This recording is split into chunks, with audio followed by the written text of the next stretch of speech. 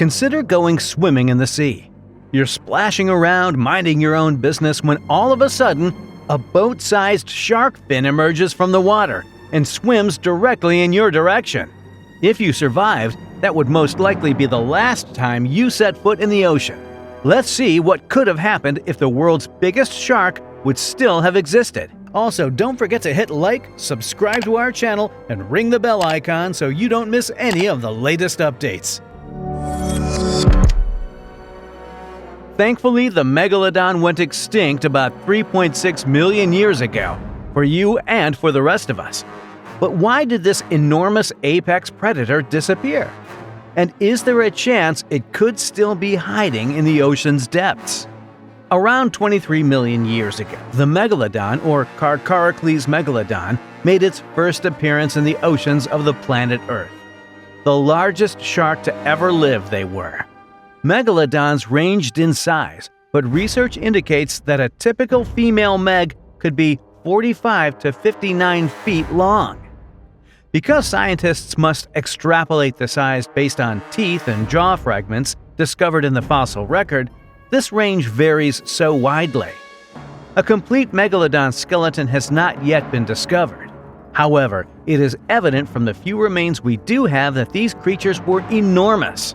Due to their enormous size, adult megalodons had no predators. Small whales were the shark's primary prey. Yes, they did eat whales because of how large they were. Megalodons inhabited all of the world's oceans, but they avoided the polar regions because the water there was too cold. The fossilized remains of the megalodon species and scientific studies of its modern, much smaller relatives are where we learn what we do know about it. The great white shark is the largest predatory shark species still in existence. A great white shark as long as 36 feet was the largest ever seen. It is 20 feet shorter than the megalodon as a result. Megs was a truly enormous shark. Megalodons were extraordinarily good at what they did. For about 20 million years, they outcompeted other predators and maintained their position at the top of the food chain. They were able to hunt and kill prey with deadly effectiveness thanks to their large size, extremely sharp teeth, and speed. So, what led to the extinction of the megalodon? Why isn't this extraordinarily effective killing machine in charge of the oceans right now? Although there were probably many contributing factors, the evidence indicates that a few significant changes had a significant impact on the megalodon's survival rate. The Earth's climate started to change between 3 and 5 million years ago. As it entered the Pliocene era, the world started to cool. Oceans were impacted as global temperatures fell. The sea levels started to fall, which was one significant change that happened as the temperatures dropped. This occurs during ice ages and other cooling periods when ocean water becomes trapped in glaciers and ice.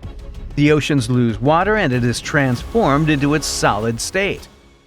The result is a general decline in sea level. If that were the only thing that changed, the global sea level decline wouldn't have been a problem for Megalodon. But it also caused previously underwater land to begin to form. Oceanic life was significantly impacted by the appearance of this new continent that connected the Americas. There was nothing stopping marine species from traveling between what would become the Atlantic and Pacific Oceans near the equator because the land that would become Central America had been submerged for millions of years. Many species were now trapped on one side of the continents or the other after land blocked the access between the Americas. This implied that some of the megalodon's prey might have been cut off from them. Once the equatorial connection between the oceans was disrupted, ocean currents and the movement of nutrients in the oceans started to change. Species would have been forced to move to new locations as a result, or they would have gone extinct if they were unable to adapt to the new environment. The once continuous flow of nutrients and currents between the Americas would have been abruptly stopped. Biodiversity would decline without these nutrients. Every species that lives in the oceans would be impacted by this change. Entire ecosystems would have disappeared, and nutrients would not be present where they once were. aquatic organisms would have experienced massive extinctions as a result of this alone, making room for the emergence of new species. Even if the blockage between the oceans and the lowering of ocean levels did not directly cause the extinction of Megalodon, their prey most likely suffered as a result. Megalodon was an apex predator that occupied a particular niche due to its size and slow reproduction rate. Megalodon probably lacked the genetic diversity necessary to adapt to a new environment with less prey if the environment suddenly changed. The oceans becoming saltier is another effect of the decline in ocean levels. The ocean's salt-to-water ratio changes as more and more water is held back by glaciers and ice. Since the salt does not become trapped with the water, the level of salt does not change as the water level does. Parts of the oceans experienced an increase in salinity as a result. The variations in salinity would have further altered the cycles of nutrients and ocean currents. In fact, one of the main causes of the modern ocean conveyor belt is this change in salinity. The environment that the Megalodon had thrived in for millions of years would have changed as a result of all these changes to the oceans.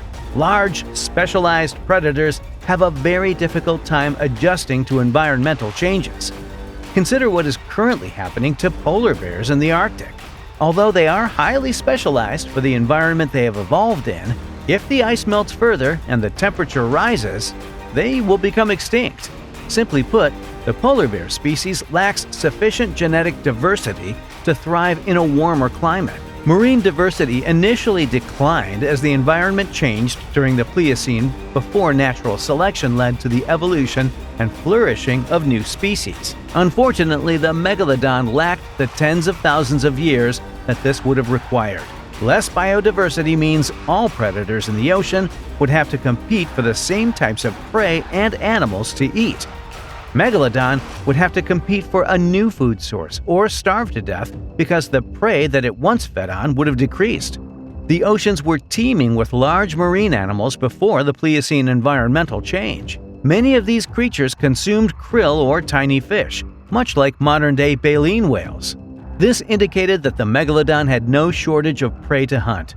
However, after the climate change, creatures like aquatic sloths, dwarf baleen whales, and toothless walruses were unable to adapt to their new environment. The variety of food available to megalodons was gradually but surely reduced.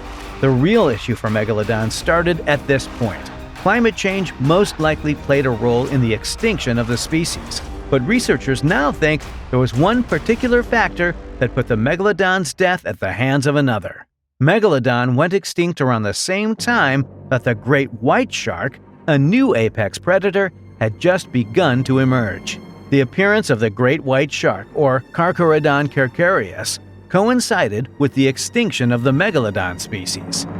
It would appear that this new species of shark could defeat the megalodon in a fight. Great whites' smaller size made it easier for them to capture and consume smaller prey, which was more plentiful after the climate change. The great whites had an advantage because they could consume a wide range of species, in addition to just small whales. The smaller body size of the great white actually worked in its favor because it gave it access to a wider variety of food.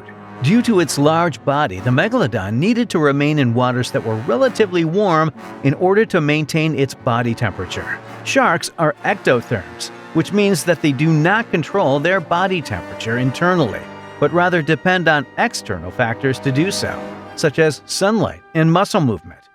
The great white shark's smaller bodies allowed them to travel through cooler waters because they needed less body mass to stay warm. And this is it for today, guys. What are your thoughts on today's video? Share with us in the comments below. Also, don't forget to hit like, subscribe to our channel, and ring the bell icon so you don't miss any of the latest updates. And thank you for watching.